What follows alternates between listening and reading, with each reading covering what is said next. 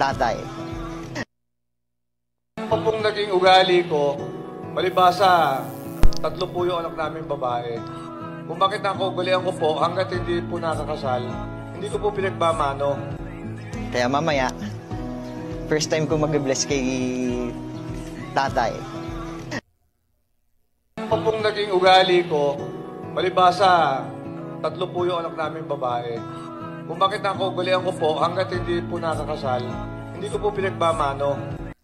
Welcome back, mga kaaldab.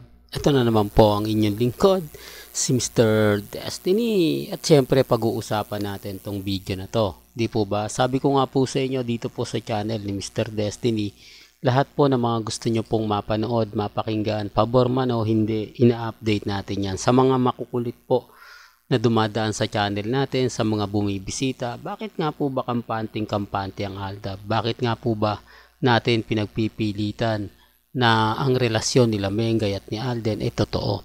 Galing din naman po kasi sa pamilya nila. Galing naman po ito kay Nanay Dab, kay Tatay Dab, kay Daddy Bay at kay Lola Linda, kay Risa, kay Angel at kay April. Hindi naman po ito tumubo lang na parang wala. Hindi naman po ito na minagic lang na naandyan na agad-agad. Marami taon po ang pinagdaanan. Hindi po ito araw lang. Kaya imposible po mga kaaldab na masasabi natin na ganito ganyan. Di po ba? Kaya ang sabi ko sa inyo, yung 2015 na lumabas yung aldab, nagtuloy-tuloy na po siya. Nung pumalo nga po ng 2016, October 22, yan po yung kasal ng aldab. Na sinasabing kasal lang po daw sa teleserye o kasal serye. Di po ba ng barangay, one for all for one. Kaya nga po sinasabi ko to, pinapaliwanag ko to, lalo na po sa mga dumadaan at bumibisita po sa channel ni Mr. Destiny. May mga bagay-bagay po na mapapaisip kayo. May mga bagay-bagay po na masasabi natin na kumbaga kapanipaniwala at sinasabi ng iba hindi raw po totoo yon. Ito po yung pagmano ni Alden. Although sabihin natin to na publicity lang yan. Ito po, publicity pa po ba yan? Hindi po ba? Private po yan, di po ba? Iilang tao lang ang nakakakita at naandyan sa event na yan. Hindi po yan eksklusibo na para lang po sa buong kumbaga gustong manood. Private po yan. Kaya ang sabi ko sa inyo mga kaaldab, dito pa lang ebidensya na at resibo. Dito pa lang masasabi nyo na kung sino yung nagsasabi ng totoo at yung nagsasabi ng fake news. Sa ngayon mga kaaldab, kapag may mga bagay-bagay nga po na sinasabi sila, komento sila, ako masaya po ako sa dami ng mga ebidensya at resibo na hawak natin. Sa dami ng mga nagko-komento, sa dami ng mga nagsasabi, hindi Mr. Destiny, move on ka na, tapos na yung boxing. Okay lang, hindi naman po ako namimilit eh. Di po ba? Kung yun po yung paniniwala po ninyo, nire-respeto natin yan at ginagalang. Sabi ko nga po sa inyo, dito sa channel ni Mr. Destiny, kumbaga maging kampante lang po tayo. Di po ba? Ang dami nating ebidensya at resibo na hawak. Di po ba? Doon sa Catherine issue na sinasabi nilang kumbaga fans lang po yun. Mga fans lang po ang nagsasabi. Pero wala po silang ebidensya at resibo. Hindi po katulad namin. Ito yung pagkakaiba po ng mga video na pinapakita natin. Galing po sa bibig ni Tatay Dab. 5 years po na hindi nagmano ang asawa ni Colleen. 5 years, biruin nyo, ngayon lang makapagmamano. Samantalang si Alden Richards, pag pumupunta ng Bulacan, nagmamano. Pag pumupunta at pumapasyal kasama si Mengay sa mga event, nagmamano. O, bakit yung pinapaboran niya? O baka sabihin nyo, publicity lang yan. Hindi po lahat may camera. May mga bagay-bagay na nahuhuli po off-cam. Kaya nga sabi ko sa inyo, hindi lang po ako ang nakakakita at nakakapanood. Mas marami pong alam sa akin ng mga mamis, mga titas at mga senyor. Di po ba? Re-remind ko lang po sa inyo.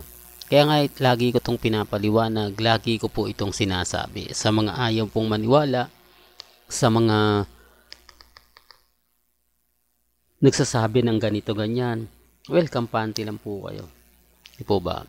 Relax lang po kayo. Sa ngayon, may kanya-kanya tayong opinyon. Sa ngayon, may kanya-kanya tayong paniniwala at pananaw. Pero wala pong pilitan yan. Hindi po ako namimilit at never po tayong, di po ba? Kaya nga sabi ko sa inyo, mag-relax lang.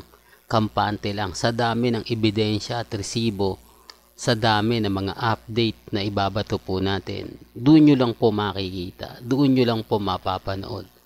Kaya nga po yung iba kapag nagtatanong sa akin na, ay ganito ganyan, okay lang naman po. Hindi naman po ako namimilit. Di po ba?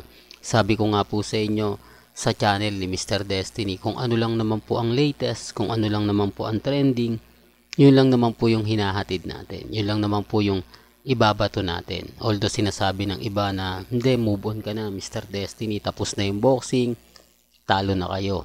Tanggapin nyo na yung katotohanan. Okay lang naman po yun. Hindi naman po ako namimilit. At dito po sa channel ni Mr. Destiny, wala pong pilitan. Di po ba? Lahat po ng mga napapanood ninyo, napapakinggan ninyo, nababasa ninyo, relax lang. Sa dami ng mga ebidensya at resibo, sa dami ng mga nagtatanong, sa dami ng mga nagsasabi, normal lang po yan. Ako nga po, binabati ko sa halos araw-araw po sa comment sa Facebook. Pero okay lang yan, normal lang po para sa akin yan. Sa ngayon mga kaaldab, kampante ako. Sa ngayon mga kaaldab, masayang masaya po ako. Lalo na po na nararamdaman na po natin ang presensya ng Aldab. Tahimik sila Mengay, tahimik si Alden. Hindi po tayo sinasabayan ng issue ni Mengay.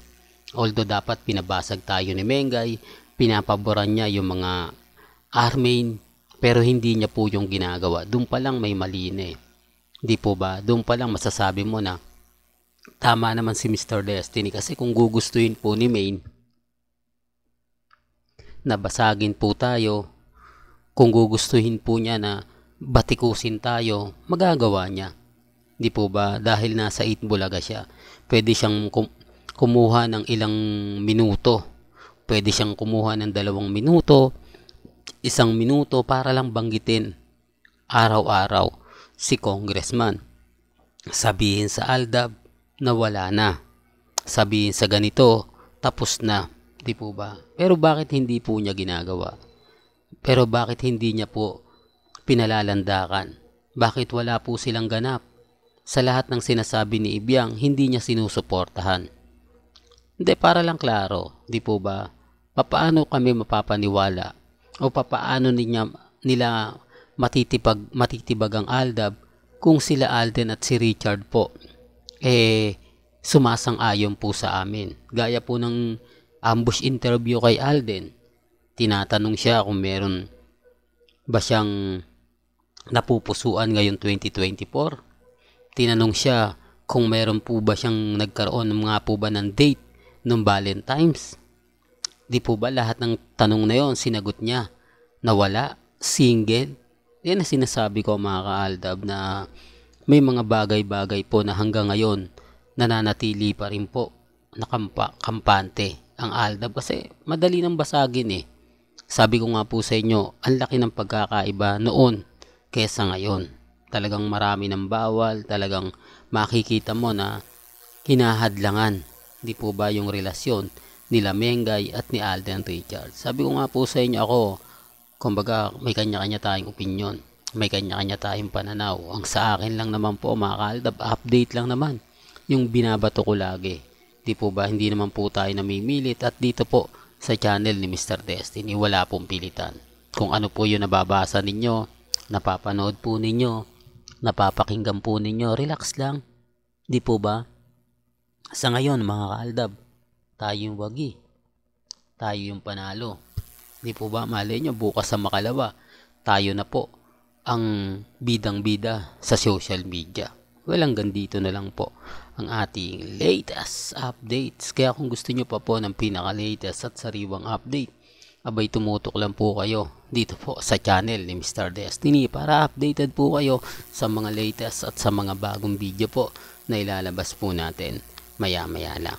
Kaya kung bago ka lang sa channel na to at isa kang true-blooded Aldab Nation na nagmamahal po kila Mengay at Isoy, tama po ang channel na pinuntahan mo, kaya consider na po kitang bagong subscriber. At huwag mong kalimutang i-share ang mga video po natin sa mga mami, sa mga titas, at sa mga senyor. Hanggang sa muli, salamat po sa panonood at pakikinig.